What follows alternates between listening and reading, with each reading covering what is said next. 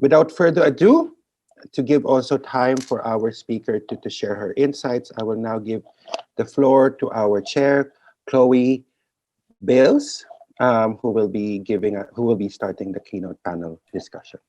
Thank you very much. Thank you, Joel, and thank you to the organizer of AlterSEA for inviting me to be part of this discussion. So I will briefly introduce myself before introducing Khin Ohmar. So I am Chloe Baez. I'm a PhD candidate at the Practice School of Higher Studies in Paris, and I am colleagues of Gabrielle, Catherine, and Trolley. So my current research in political anthropology focuses on ritual modes of actions that took place after the military coup in Myanmar, and in particular, I focus on how certain rituals of power were activated by the military and how the resistance reacted to it in real or symbolic ways. And I hope I will be able to understand more norms of power and authority in Myanmar with my research. So this is ongoing research. So today, it's with a great pleasure that I will be the discussant of Mrs. Khin Ohmar, who has been democracy activist over 30 years. She has been part as a student of the 1988 revolution. And since then, she has been advocating from exile for democracy, human rights, justice, and accountability in Myanmar. She is also the founding member of several civil society organizations, including Women's League of Burma, Network for Democracy and Development in Burma, Burma Partnership, and Progressive Voice. As she explained about ASEAN Summit, she also testified before a number of international bodies, including US Congress and UN Human Rights Council. And she's the winner of the Annalyn Award 2008 and also the co-winner of the Vital Voices Global Leadership Awards for Human Rights. In 2012, she co-authored a book, Trauma and Recovery on War Spotter, a guide for global health workers. So this is a book for mental health workers based on her own experience with activism and trauma. Currently, she's now the chairman of the advocacy board of Progressive Voice, which is a Myanmar human rights research and advocacy organization that raised the voice of the people from the ground. Since the military coup, she has been amplifying people's voices from Myanmar to the international community, including advocating at the UN Security Council. And also she's reporting on the situation in Myanmar before the International Criminal Court. So today, Khin Ohmar will share with us the research form and collaboration with local partners, Progressive Voice taking a struggle for federal democracy in Myanmar, and a perspective on links between activists and researchers. So I will give you the floor now, Khin Ohmar. Thank you very much. Thank you. Thanks so much, Chloe, for your kind introduction, and thanks to the AlterSEA for inviting me to join this discussion of the very important issue. As I was sharing before the session officially starts, I have never actually talked about this topic before. So I am also looking forward to have more exchange with you all as we will spend together all for this an hour and a half, I think. So yeah, I definitely look forward to our exchanges as well. And some of you I come to know in person or perhaps through different connections. Some old friends are also here. So I'm also I know I was invited to give a keynote speech or something, but please take me as a friend. I mean, keynote speech is a kind of like a big word, and I feel a bit like kind of formal. But I think for among us, I would prefer to be more of like colleagues and friends exchanging. So that's what I would like to actually also invite you to be a part of this discussion. As I was kindly introduced by Chloe, I've been an activist for 34 years, studied as a university student when I was 20 years old. But since then, also, I've been out of Myanmar, Burma for those past 32 years out of 34 years, meaning that I had 2 years back in Burma when the country opened up in 2011. So I had a chance to go back as the previous military regime removed me from the blacklist and asked me and the others, more than 2,000, to come back, but also giving the lip service that we can continue our human rights and democracy work. And I particularly asked, like, unless we can continue to do the work for democracy and human rights work in the country, there's no way for us, like there's no need for us to come back. We are not coming back, to only to meet with the families, reunion or anything like that, right? So of course they got, they gave us a lip service, and I went back, and since the very first trip, we've been under the constant 24 hours, 7 days a week surveillance by intelligence, military intelligence in person. Our phones were tapped and all of this. But in spite of that, I tried my best to really be a part of the civil society movement building, to really push back the old repressive laws and to really push back the new incoming repressive laws, and try to really advocate for the change, the genuine change of the country, really to be work with the affected communities, more grassroots communities, meaning those communities whose land were grabbed by military and military businesses, or the ethnic women who has faced sexual violence and rape by this same military for ages now, that the country opened up to really advance the agenda of justice and accountability. So all of these different issues on human rights, and also to really push the democratic reform to become a genuine one. So I really try. And so because of that, I think I got 2 years only. So with all these in and out of the a cats and mouse game in a way. I mean, I'm not running away, right? But when the intelligence come into the workshops or trainings or the meetings that I was doing, I will always invite them to come and sit at the very front table, so that they don't have to hide anymore. Yeah. So I've been kind of open and frank and bold at the same time. So when in early 2015, when 2 Kachin teachers in northern Shan State were gang raped and killed, I called for the independent investigation involved by the women organizations. Well, that was the end for me. Basically they came to arrest me, so I had to leave. I narrowly escaped from the arrest. So anyway, so that was the end of my, being back in the country. But saying that, I've been from the outside of the country, as some of you who follow closely will know, that the ethnic communities from Myanmar, like the Kachin, the Karen, the Karenni, they have their own territorial control. They have their own government, infrastructure and the social services, civil society, vibrant. So I've been well connected to these ethnic communities. So even though I was not able to fly into the country, I have been able to get in and out of the country to some extent. So I'm not really, I'm not totally out of the country.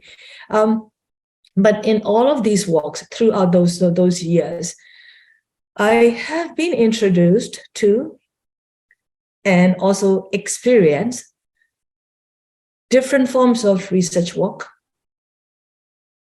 excluding my school years in the United States. I was introduced to different forms where I was a researcher sometimes, while I'm also an advocate in different times.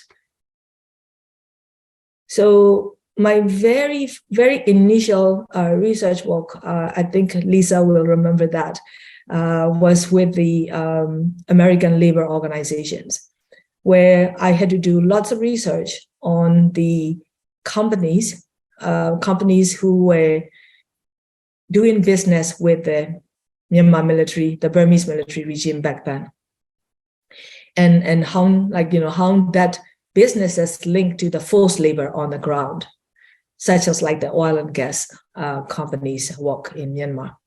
So I had to do a lot of these, like, like a data, like desktop research. But then that was while I was still in the United States in mid 1990s. Then I came back to the Thailand-Burma border because I really want to come back to join the democracy and federal ethnic equality rights movements, and women's rights movement just started about by that time in the late 1990s. So I came back to join the movement based along the Thai-Burma border. And that's where my experience with the research started to shift to another level or another front. That is actually linked into the rights of the refugees. Also, that is also linked into the women's rights, and also the ethnic communities whose rights being suppressed, where by the Burmese military. So while I was doing the research in US, in fact, that involved including the Rohingya refugees, the first Rohingya refugees flight to Bangladesh border in 1992. And I was a part of that from Washington, D.C. with the Refugees International, not the field research, but a part of the research team based in the office.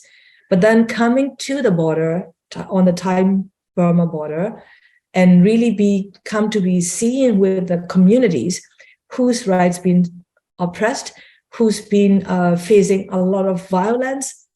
And that's where I come to be really like meeting with the people, hearing out of their stories, their lives. And that's where my perspective started to also change. And the purpose of my life that I have actually set out myself based on my belief for human rights, also what I do with the research also has the purpose. So what is the purpose is the research that I'll do for my organization is to alleviate the suffering of the communities, peoples, or to help to support, advance their rights. So that is the connection, the purpose. So everything that I'll do is towards to that direction. So when I will meet with survivors of the military rape from the many different ethnic communities, the stories are so horrendous, like really horrific. That questioned me by that time. I'm not a trained, academically trained researcher. But then in my own work, when I came to be meeting with these communities who are impacted for generations, for decades of this military violence, then this information that are trusted in me, I question myself is like, who am I? Who am I? Who am I for them to be trusted in me with their life stories, the information that actually is about their lives and their communities on the ground? What am I going to do with those information? How am I going to also ensure that what I would do with those information are not going to do further harm to them and to their communities? So how do I ensure the purpose that I want to serve actually is served for these communities? So I think that's where my thinking also started to change.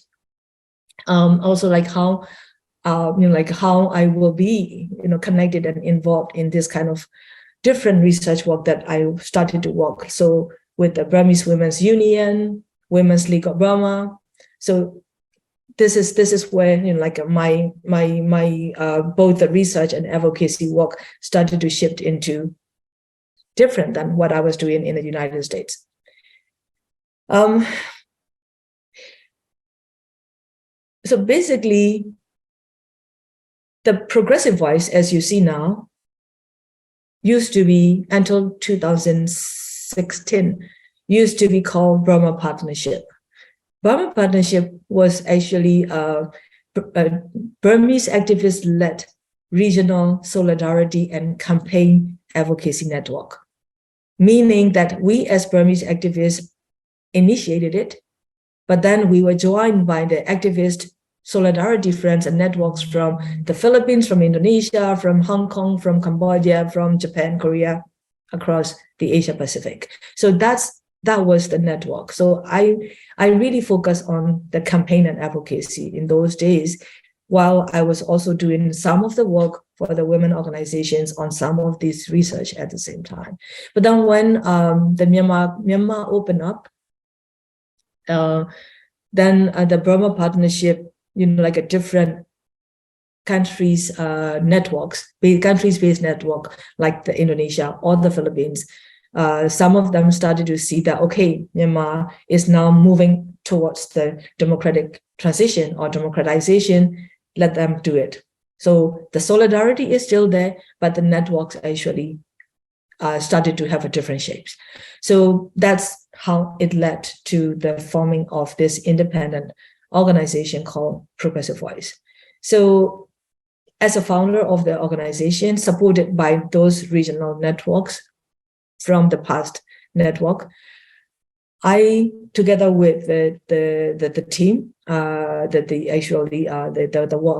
working team, we really look into like what is the mission of the Progressive Voice, and that's when, like, where you see now that we refer ourselves as the human rights community participatory human rights research and advocacy. That's what the identity of the Progressive Voice, to amplify the voices from the ground.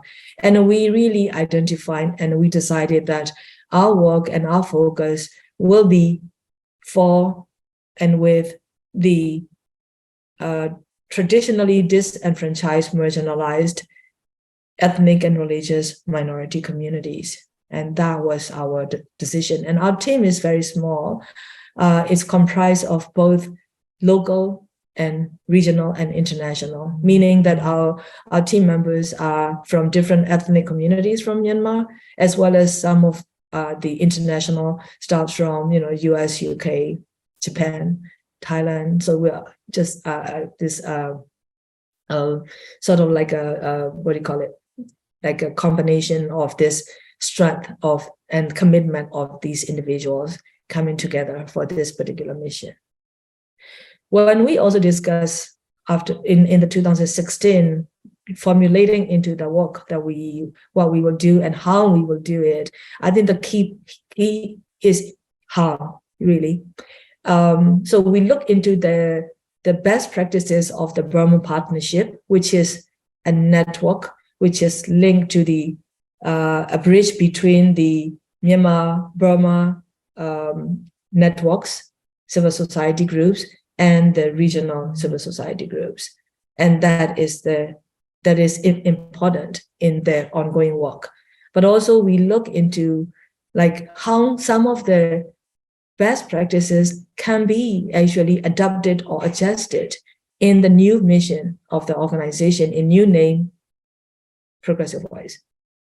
And now, especially the research is something that we didn't do it as Burma Partnership. So now looking into that, what kind of research are we talking about here? Then we deep dive into that, how we want to do it and why we want to do it.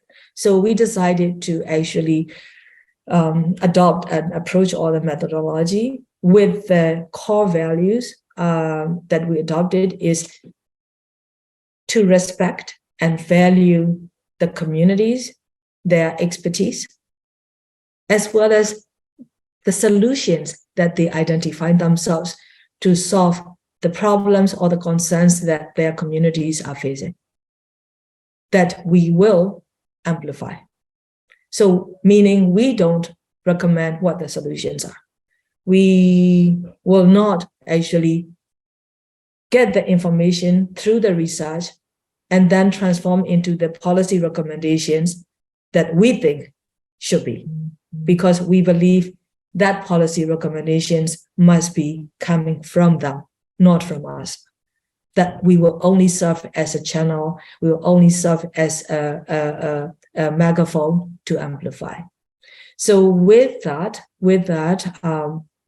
approach, when we do a research, field research for different communities, when we see or detect a problem or a concern or an issue that should be addressed for the rights-based policy that needs to be advocated, what we usually do is we approach to the community-based organizations from those respective communities that we see. And many of them have been our partners, some are new as the country open up. So we will approach them, and then we will sound out from them what they think. Do they see the problem even though we see it, but it may not be the problem that they see? So we will actually hear from them first. And then if they see that is something that they want to address, to come up with the policy recommendations from the community, then what we will offer or what we will propose is, do you want to actually work on the research? And then when they say yes, that we want to, if we want to, then if they say that they want to, then we actually develop the concept note together, including the questionnaires. In fact, the questionnaires come from them, that we will help with whatever the technical possibly is needed. If not, we don't even, that's coming from them. So we will respect that. And then the research questionnaires coming from them, and some of these partners on the ground, some of them, they have the capacity to do the research by themselves. In that case, we will support with including like finance resource for them to conduct the research. Sometimes they also welcome our team to do the joint research, joint field research. Then we will join. But when it comes to the desk research, they usually ask us to do, because we are more closer to that compared to them who are involved on the ground, like in being rooted in their own communities. So we will take care of the desk research most of the time. And then sometimes they want to do it, but they needed training. So then in that case, the Progressive Voice will provide the training and do the research along with them, so that they are also, they build their own experience working with us. So that's how we do the field research. When it comes to the findings and analysis and recommendations, developing the recommendations, usually what we do is we hold the consultation with them. It is a long process, if you could think of like, involving from the first initial consultation with them, developing the concept note questionnaires and doing the research, like then coming back, do the analysis together, develop the recommendations together, whether those recommendations, they also consult among each other. Is it really reflecting of the ground realities? Is it something that they really want? Is it the solution that they see for their community? So we will actually process through those like series of consultations. And then not only that, when the research is to be published, usually when we work with such research projects with the local partners, unless they decide not to put their name on due to the security risk, they are always with us. That's why you will see that our research reports are in the names of such and such number of organizations from the Karen, or from the like a Mon, or from Kachin, or basically they go other. So that's how we do the research. And then because we are the second component of our organization's mission is the advocacy. So when the recommendations come and the report is launched, usually the community leaders are the one who actually talk about their situation, who actually also propose those solutions or the recommendations. And they will not only, speak at the launch of the report, but they will actually bring those recommendations to the different policymakers that they want to actually convince, such as like if it is the parliament in Naypyidaw, or if it is the parliament in their own regions and states, or it could be the local authorities that they want to actually convince them to change their approach. Depends where they identify their advocacy targets. Then we will also look into supporting them either financially or technically as they need, as much as we can. So that's how we do with, basically bringing the partnership all the way to the advocacy level. And for us, we are always in the back seat, that they are always at the front seat. They will take the leading role to advocate for the recommendations that they come up with. So when we after the report is launched, usually together with those research partners, we bring those reports back to the communities, because people were interviewed, they given us their time, their information, their experiences. So we brought back to them and present them, this is the report, this is the findings, this is the recommendations. So basically when we do that in the beginning of the process, many of the people, they were quite surprised, because they said, so many people came and asked us so many questions for so many times. After they asked the questions, they never came back. We don't even know what happened to the information that we have given them. So they were surprised when we came back to them and then presented to them these. And, to some extent, if I may share with you one example, like we had one of the larger reports, the research that we did was for the rights of the industrial zone workers, the modern form of slavery. And when we did that, that's the same process that I share with you. We go through that long process. But then when we went back with the findings, then these these industrial zone workers said, it is so important that other fellow workers also understand not only the basic rights, but also the recommendations that we come together in this report. There are other industrial zones, not only in the Yangon area that we conducted the research, but there are other industrial zones in other parts of the country that are in a similar situation, like in Mandalay, for example. So they want to actually share that to their fellow workers. So they asked the Progressive Voice, can you help us? Then we said, what do you want? How do you want to do it? Then they said, what about a simple leaflet? So that, the language in the report, of course, it is a thick report, but the language is also formal, where the workers, these industrial zone workers are from the very grassroots, that they won't be able to catch up or digest or adapt to these languages. So they wanted to transform it into the very local, simple language, and they want to actually produce that. We said, okay, fine. We basically drafted it for them in that simple language and gave it to them to finalize it as they see fit. And then we use the resource from organization to produce massive leaflets so that they can actually, send to wherever that they want to their networks. So that's a way how we do. The other way that Like another example that, if I may share with you, is also when it comes to the internally displacement, protracted displacement. When we look into that issue, is a long-standing and resolved, even with the 10 years of the peace negotiations since Myanmar opened up.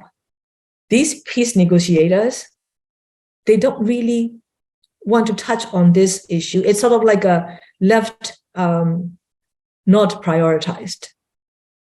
So for us, when we look at that, we're like, what kind of peace process will be successful if they don't address the situation of the population impacted by the conflict?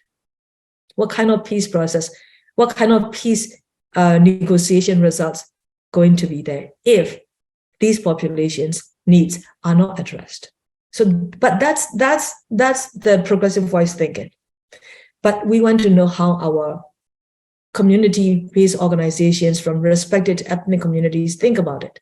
So we held a large consultation with those from the Shan, from the Taang, from the Mon, from Koran, Korani, and we basically presented what initial thinking, and ask what they think of it. They said they want to do it. They want to work on it together. In that case, that was the process, like I shared with you, of those steps. We did it all together. There's a large, these different large and small ethnic communities, like the Karen, Kachin, and the Pa'o, Ta'ang, the smaller ones also, they were all involved. And then we also look at from the process rather than one-time research project, because again, our research the purpose is to change the situation on the ground, to change the lives of those communities that we are doing the research about. So like protracted displacement is a long problem. With only one research just this year, and if we leave it there without come back to touch on or continue to advocate for, where is the change? So that would be a one-time report, that would be a one-time research, one-time recommendation, and left untouched for the coming years, meaning that the population who are in that protracted displacement will continue to be there. So what we want is the change on the ground. So for us, we continue as a process. So that's how we look at the research. Is not a project, but it is a process for the intended communities to be able to see the change that they want to see for their communities.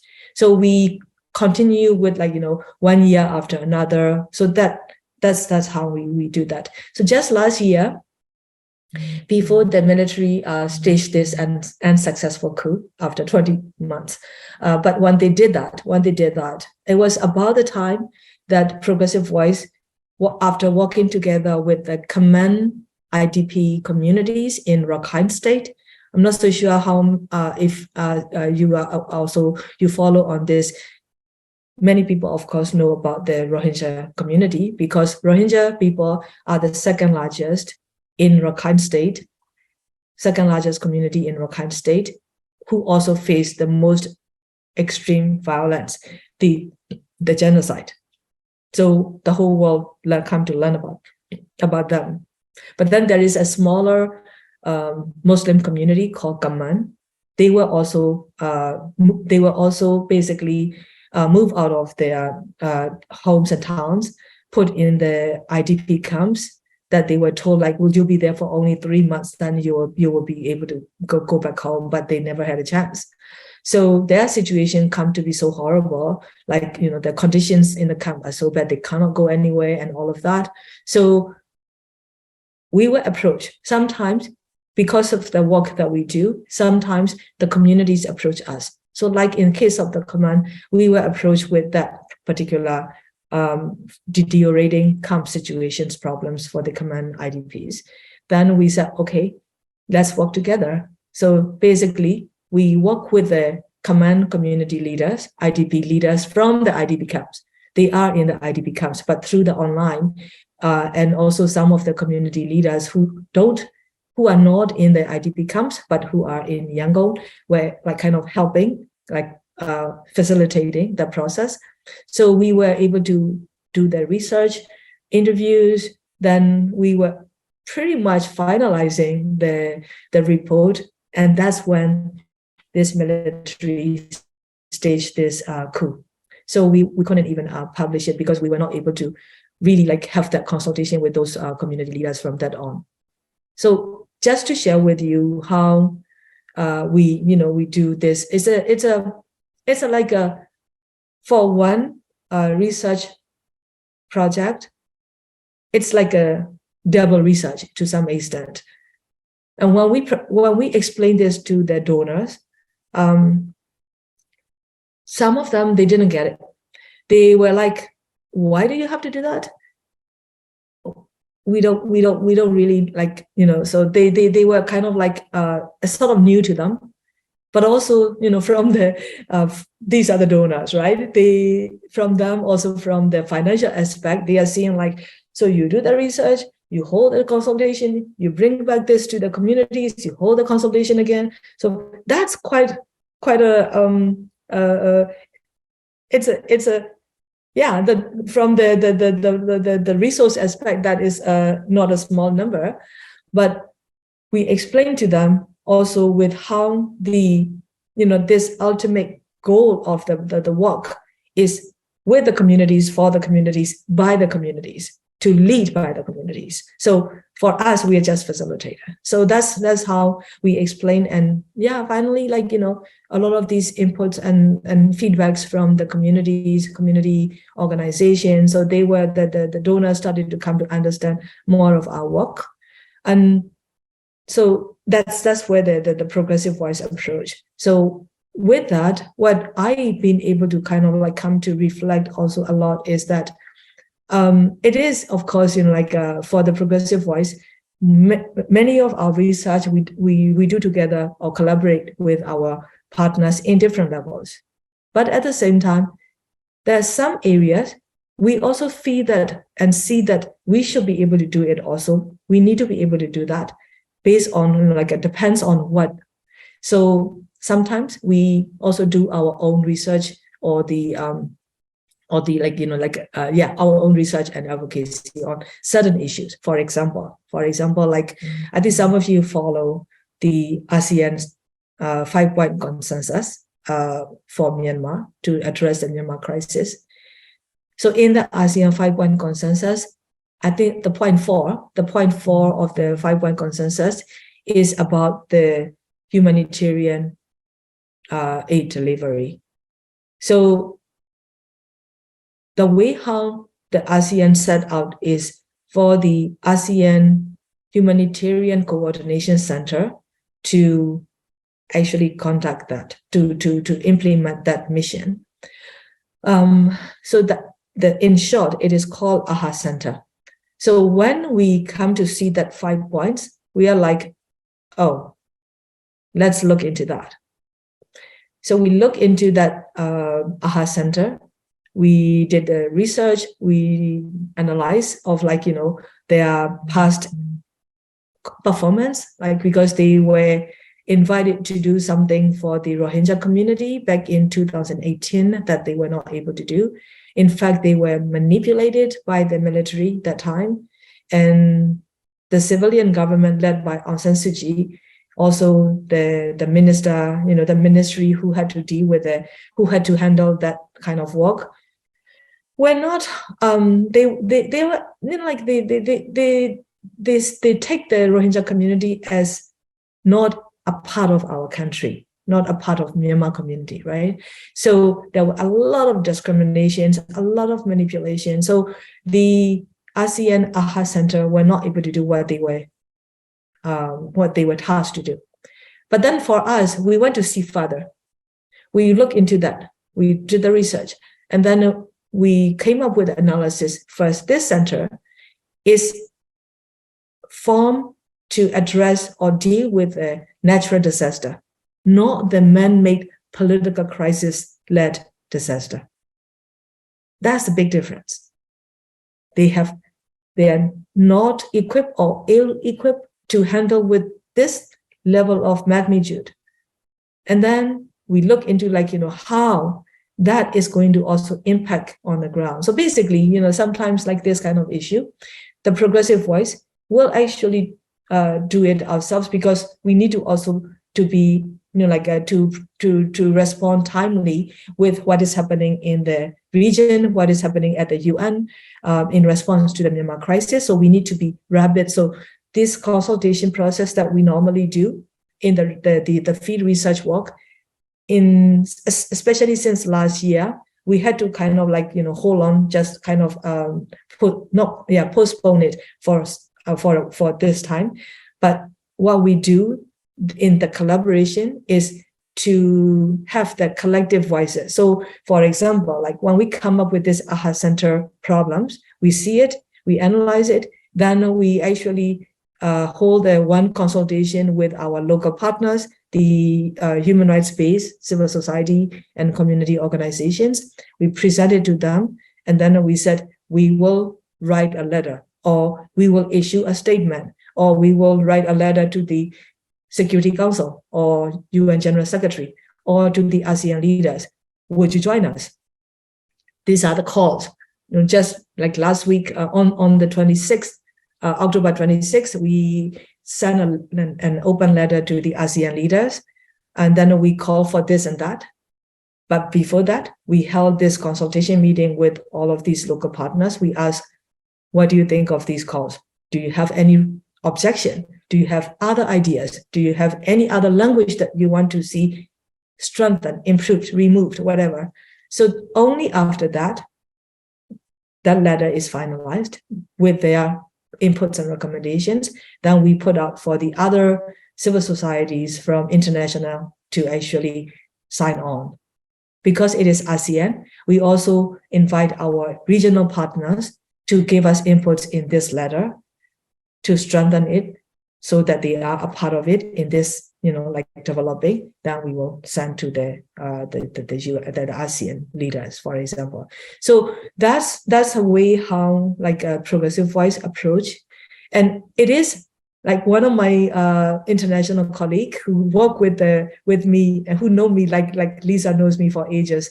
He always said, Omar, you guys' work is such a painstaking. He said that it's so much painstaking. It takes so long. I said, yes, it is, but it is important that Myanmar communities from Myanmar should be able to raise their voice, should be able to bring the solution to the people who want to see, or address the crisis. But the policy that was going to be formed up there can either harm or can either do good. But it can be more harmful if the local people's voices are not reflected, or the local realities are not reflected. And we have to make sure that the local realities and local people's will and their voices, their wishes, their recommendations, their solutions are actually reflected in those policy levels up in the ASEAN or the UN. So I think that's what we really try. It takes so much time, so much energy consuming, but at the end, I think it is how the solution can be addressed for more sustainability. So with that, I will stop my sharing here, and I look forward to your questions, recommendations, exchanges, and opinions sharing. Thank you. Back to you, Chloe. Thank you. Thank you very much, Khin Ohmar, for this very interesting and very refreshing speech about the link between researcher and activists, especially on the ground.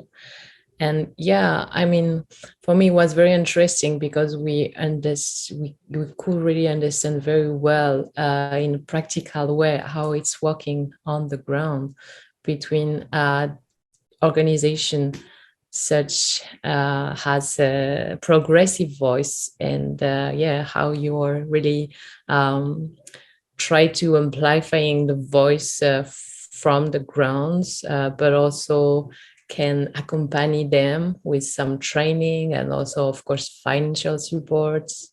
But yeah, it was very understandable. And yes, for me, this is also what you said about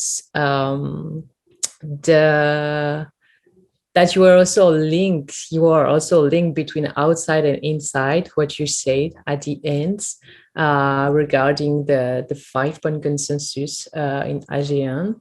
And I think this is also very interesting, the way that after bringing together all the different stakeholders on your own research, then you can also back to the community with this kind of research and maybe also impact on the ground. So it's I don't know if I sum up well, but for me it was very, very interesting. And I think, this is how research, this kind of organization research should be.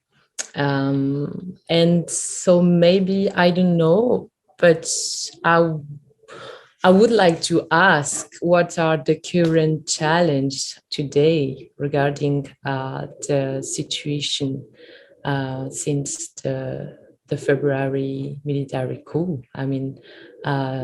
Did this highly violent context change the situation on the ground for researcher and also for local community working with researcher? We know that this is highly risky for them to continue to work with us from inside. So I don't know, but I don't want to make you uncomfortable with security matters. So of course you can share with us what you can and what you want.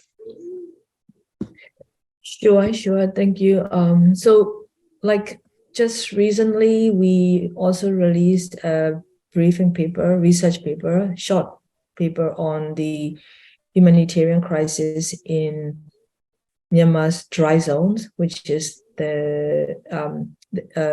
like Sakai, Magui, and Mandalay, and that's where the areas are under the severe attack by the military, including those airstrikes, and also these like the military hunters troops going in and out, burning down villages, like committing like series of massacres, also the rapes. So basically, like areas like those dry zones, and like the ethnic areas like in Karen or Kachin or Karenni, who actually, that these ethnic communities experience this military's violence for decades, for generations. And their resilience is strong, but also their experience and expertise and local knowledge is also there. The systems are there to deal with a humanitarian crisis. The systems exist. There are existing systems, so they know if there is a bomb strikes, they know exactly what to do. Yeah, but that's not the case for like Sakai and Magui. So when that started to happen, for the Progressive Voice, of course, we can't send our people to the ground to do the field research, right? So basically, we have these large networks across the country from northeast west to the south, and also in the middle, like urban areas. So basically, we actually had to reach out to those networks that we know. Then with like basically just the same thing, like we explained them, like, what do you think of this? Like, where are things now? There's a sort of like a preliminary assessment. And then we cannot have like a focus group discussions like we could do in the normal time. However, we are still able to do the interviews online. We have to make ourselves available, whether it's night or midnight or early in the morning. Whenever the online connection is strong and available, we have to be standby. Our research team has to stand by to be able to have such interviews. So so basically that we were able to have this communication, and then this paper came out based on how the aid crisis, how the humanitarian aid situation, the crisis is, and what are the needs, and how also the aid can be delivered. We don't get into the details on paper, even though we know. Also, our organization, ourselves, we've been trying to fill in the humanitarian aid for the people, communities since last year, even though that's not our main mission, but we need to be able to contribute as much as we can. So basically, we also know based on the missions that we have carried out, but we need to hear from the people on the ground, get their, the interviews with them. So, but then due to this, like you said, due to the security risk, we don't put the details in the report, in the recommendations, for the sake of the security. But it's important that we are, it's really, we were grateful for those who took the courage to talk to us, take the time, in the time that when they were basically running and hiding, and try to help out each other. So I think that kind of things we are still able to do. But of course, we are, even before this military tried to stage this coup, we were very careful with the human rights defenders protection. That's been a part of our every mission in the last, since before the PV became PV. We've been very careful with how we approach everything that we do in our communication to our local partners or the communities. The first and foremost priority is their security. We will not do anything that will jeopardize their security. So basically, with that, we continue to be even, step up with more nuances and more security protocols since last year. So we're still able to do some of the things. Yeah. Okay, thank you. Maybe I will just ask another question, and then I will give the floor to the audience. Oh, I will read actually the question from the audience. I have now the chance to be in Thailand. So I met, of course, some people in Chiang Mai and then in Mesots. And what I saw, it's a lot of student unions, research activists, journalists.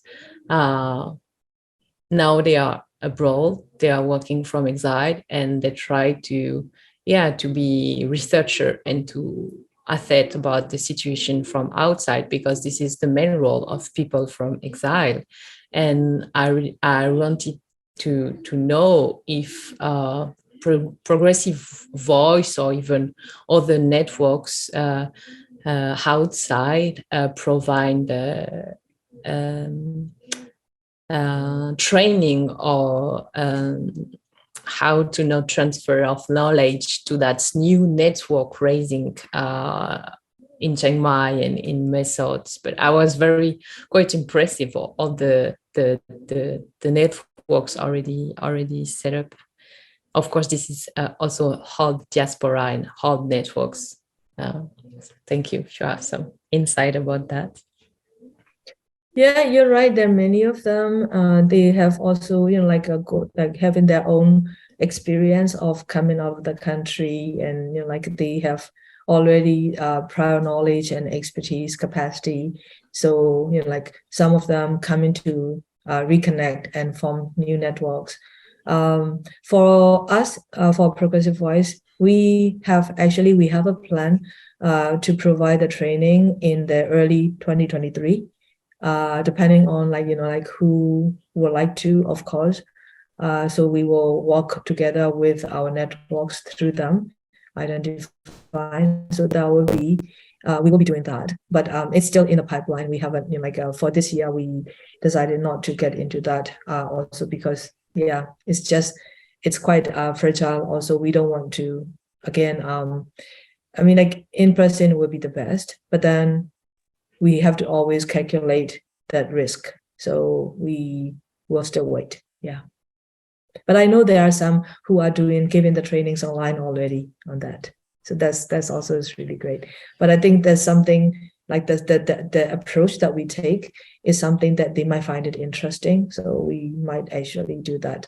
But we do, in the past, we have that, like, not on regular basis, but based on the needs or the requests come to us, we provide the training. Yeah. Okay, thank you very much. So maybe I will ask you, okay, the question. So, okay, I think because I have some direct message. So, okay, there is one from Gabrielle. What is the degree of reactivity of the communities consulted? What challenges do you encounter to involve them? Thinking, for instance, about divergence and who is legitimate to talk within the community. And another question from Gabriel is, do you feel that contemporary academia working on Myanmar is currently adding to the participatory or collaborative approach you promote, or do you still face colleagues promoting cold distance mode of research? I'm trying to look for those. Are these questions in the chat box, Club? No? Yes, they Okay. are, but actually there are lots. So okay. Yes, so I'm not so sure. I think I missed the couple of ones. I mean the first one you. Okay, what is the degree of reactivity of the communities? What challenge do you encounter to involve them? Oh, okay. Thinking, for instance, about divergence and who is legitimate to talk within the community. I think it's about like community leader and right. Okay. Got it. Thanks. Yeah. So usually, like for us, we, like I said, we will, for example, like, if we will reach out to the Shan refugees community, and then that would be, of course, the some of the local civil society from the Shan communities, could be the Shan women, or it could be the Shan IDP camp committee, or like if it is the it could be the Karen Refugees Committee, or it could be the Karen Women Organization. So it's like basically we will try to reach out to as many as we can.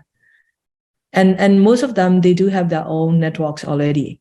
So we reach out and we will, like, in our initial reach out, we will first, of course, propose this meeting. And then some of them, they have a different level of participation that we always open and welcome them, no? So like if they want to be a part of the research, but not have their names on, that's their decision.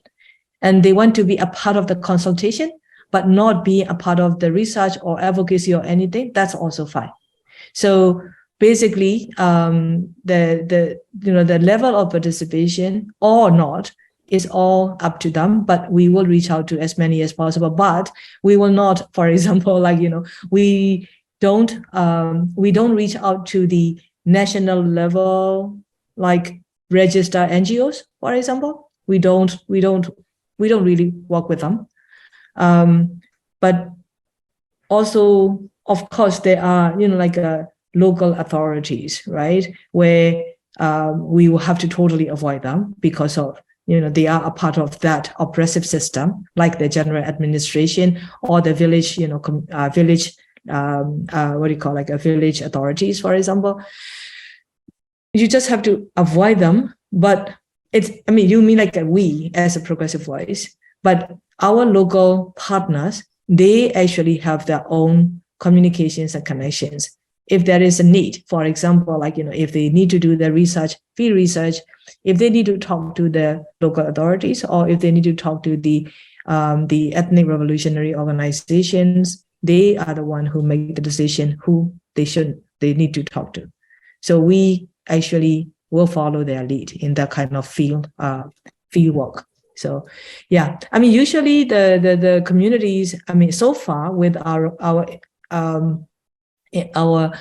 experience, including these protracted displacement communities in Mon or in Karen, or like even this command IDPs in Rakhine State, they are so eager and willing to participate, especially when we explain them the process of their role and their participation. They are more enthusiastic. They are more keen to be a part, because we're not there to just ask them the questions and get their information. We're actually basically, we're basically sharing with them of the process that they see fit for the purpose for them. So that, given that role to the communities, I think that's something that also for them, they are not just the, they're not just the interviewees. They are actually a part of that process. So basically, so far, we never got any resentment or rejection or anything like that. Sometimes, like I said, the community groups that we reach out to, sometimes they are worried about their security based on where they are. And then they said, okay, we will do that, but then we're not going to put our name on the report. Okay, that's fine. So, but then we do make the record, because for us, like we said, the information from them, that's their information. We have to respect that. So we have an internal documentation of them. They are the one who actually, they are the one who get the information, or they are the one who provided the information, even though their name is not on the report. Yeah. Thank you. So the second question from Gabrielle, I think I send it to you now. Okay. About academia, do you feel that contemporary academia working on Myanmar is currently heading to this collaborative approach you promote, or do you still face colleagues promoting skills and smaller research? I'm not actually quite sure to respond. I'm not so sure I'll be able to respond it because I haven't really well, maybe I should say probably this one, just based on my own experience. So since last year, there are many who also do a lot of who have this research, right? Who do the research. Of course, they want to actually do this. They want to actually do this research, and they will come up with the recommendations or just the simple, the academic papers. For me, I really value, but at the same time, I will have to think of how that. That I think it's not only the researchers, I would say, even the international human rights organizations, sometimes they will ask, most of the time, they will actually ask they will come with the questionnaires, they will ask the information. But then when they produce the report, the recommendations were never consulted to the partners who collaborated with them, giving the information or even doing the interviews for them on the ground.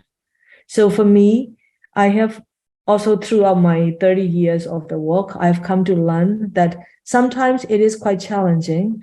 And I also feel sometimes getting into that and not knowing where things gone and not coming back to me. And I feel I'm worried, right? I'm worried of giving that information, not knowing how that is transformed into the recommendations, whether that recommendation actually reflect or not. So I've become very careful. So I know many of my colleagues are also very careful at this point, who they talk to or who they respond to any of this, interview request coming from different, academia or otherwise. So yeah, that's where, to be honest, that's where we are. But yeah, I'm not so sure that they have, or some of them will be more collaborative. I think it's a bit challenging, especially when the particularly academia institutions, including the human rights organizations, big ones, they are quite institutionalized, and they have all these policies and legal, whatever the legal, direction, legal policy that form that they take the base to form their findings and recommendations. We know that that's where they are, but it's really hard for the local groups, because when we propose something or when we will recommend something, sometimes are not actually given consideration or picked up. So yeah, it's a kind of challenge at the same time. Yeah.